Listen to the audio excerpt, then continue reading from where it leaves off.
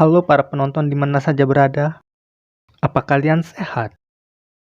Kembali lagi bareng Joni yang akan menemani kejombloan kalian.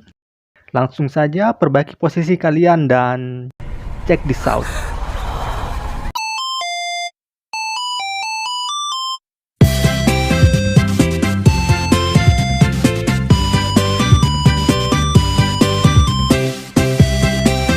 Film diawali dengan Koinatsu Oiran yang diminta oleh dua orang anak ini untuk membacakan dongeng di buku cerita. Koinatsu kemudian berjanji bahwa ia akan membacakannya. Tapi nanti, sekarang ia ingin memberikan hadiah terlebih dahulu berupa tusuk konde untuk masing-masing anak ini. Scene beralih ke seorang wanita yang melapor ke bapak pemilik rumah bahwa Zenitsu menghilang. Setelah tadi dia pingsan dan dia dibawa ke kamarnya. Akan tetapi, bapak ini justru meminta untuk tidak mencari dan melupakannya saja. Menurut bapak ini, Zenitsu pasti sudah melakukan asinuke. Walaupun wanita ini bersikeras ingin mencari, namun bapak ini justru marah dan berkata, kalau semua ini terjadi karena mereka telah membuat marah Warabi-hime Oiran. Di atas atap, Inosuke sedang memberitahu Tanjiro kalau iblis itu ada di rumah Kyogoku. Dan Inosuke sudah melihatnya. Tanjiro meminta Inosuke untuk tenang sambil mereka menunggu kedatangan Zenitsu dan Uzui Tengen. Tiba-tiba Uzui datang dan berkata kalau Zenitsu tidak akan datang karena dari semalam dia tidak bisa dihubungi. Uzui juga meminta agar Tanjiro dan Inosuke pergi saja. Karena jika ternyata iblis yang di sini adalah iblis bulan atas, kalian tidak akan bisa menghadapinya. Tapi Tanjiro menolak dan tetap bertahan melanjutkan misi. Tanjiro berencana untuk pergi ke rumah Ogimoto saat matahari tenggelam nanti. Dan ia meminta Inosuke untuk tidak bergerak sendiri. Tanjiro meyakini kalau ada jalan rahasia di dalam rumah sehingga iblis leluasa bergerak tanpa harus keluar rumah. Scene beralih di kamar Koinatsu Oiran, di mana dua orang anak ini sedang memberinya teh.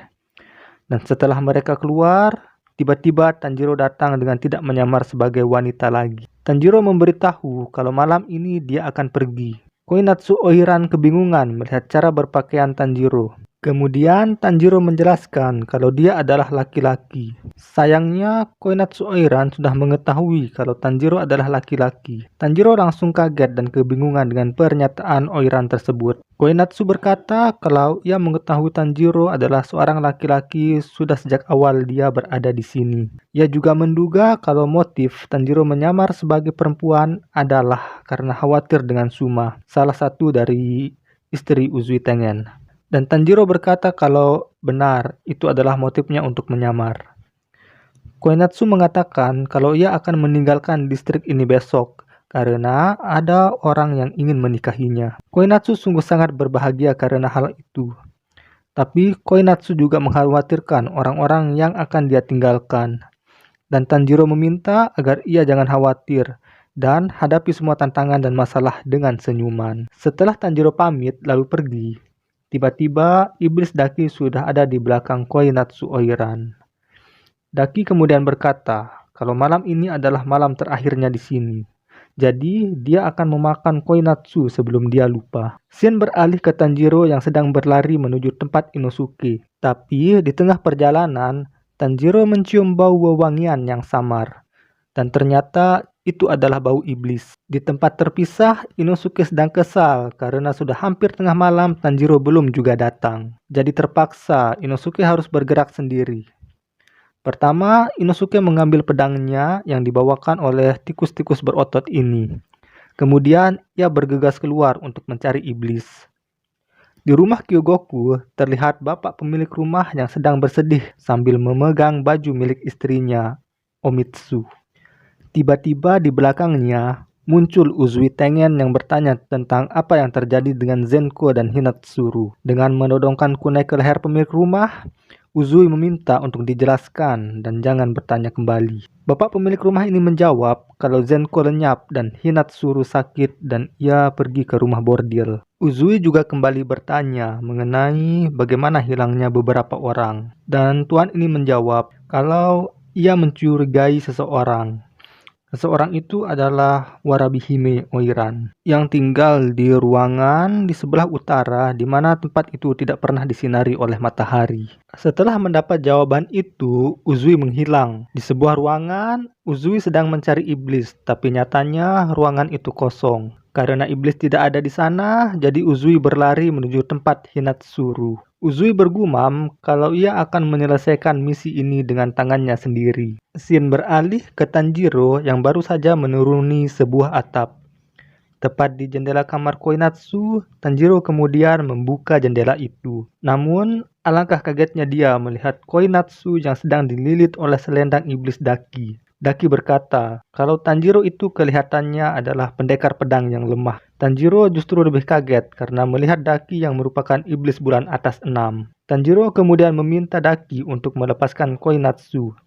Tapi Daki yang tidak suka diperintah langsung menyerang Tanjiro dengan selendangnya. Akibat serangan itu, Tanjiro terpental ke sebuah dinding. Akibat kerasnya benturan dengan dinding membuat Tanjiro kesulitan bergerak. Tapi dengan semangat yang luar biasa, Tanjiro bisa kembali berdiri dan sekarang ia sedang menganalisa kalau kekuatan Daki ada pada selendangnya yang bisa menjebak manusia di dalamnya. Di dinding bangunan yang sudah rusak, Daki berkata, ternyata Tanjiro tidak selemah itu. Ia juga menyebut kalau mata Tanjiro terlihat indah dan Daki ingin memakannya. Sesaat Tanjiro akan menyerang, tiba-tiba tali kotak yang membawa Nezuko putus. Jadi, untuk keselamatan Nezuko, Tanjiro memutuskan untuk menaruh kotak itu di tempat yang aman terlebih dahulu. Tanjiro berpesan ke Nezuko agar jangan keluar dari kotak kecuali nyawanya terancam. Dengan pernapasan air bentuk keempat, Tanjiro mulai menyerang Daki. Daki juga tidak mau kalah. Dengan selendangnya, dia terus menyerang Tanjiro.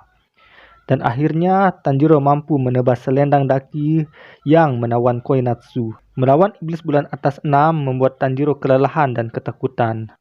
Tanjiro bergumam, mampukah dia mengalahkan iblis bulan atas sendirian? Namun, dengan keyakinannya dan tekad yang ia miliki, Tanjiro berkata, kalau ini bukan tentang mampu atau tidak, melainkan dia harus melakukannya. Dan cerita kali ini bersambung. Dari film ini dapat kita ambil hikmah bahwa yang cantik belum tentu itu baik. Siapa tahu dia itu iblis. Had. Saya Joni bersama seluruh jajaran kru yang bertugas mohon undur diri. Terima kasih.